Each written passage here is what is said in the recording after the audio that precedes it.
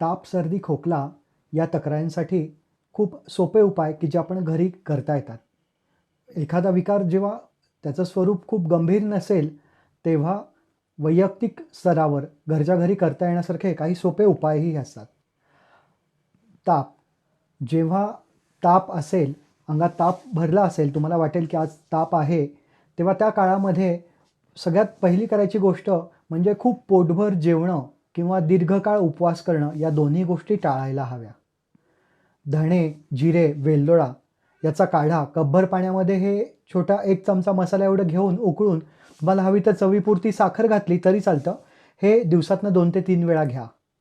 सुंठ, जायफळ, कापूर, वेखंड यापैकी जी उपलब्ध द्रव्य तुमच्याकडे घरी उपलब्ध असतील, ती त्याचा कपाळावर, सायनसेसवर, घशावर जर तुम्ही लेप केला, तर ते सर्दी, खोकला शिवाय तापातसुद्धा खूप उपयुक्त आहे.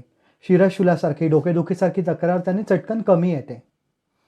याशिवाय सर्दीसाठी सीतोपलादी चूर्ण यासारखं साधं सरळ औषध जे तुम्ही घरी ठेवू शकता, ते मधातनं, जेवणानंतर किंवा कोमट पाण्यातनं घेऊ शकता.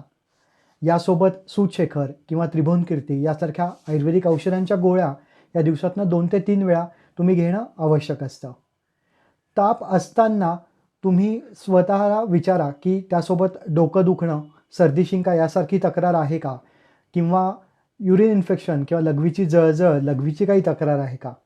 तर तापासोबत या तक्रारींसाठी जर तुम्ही औषध घेतलं, तर तो ताप सुलभतेने सहजच कमी येतो.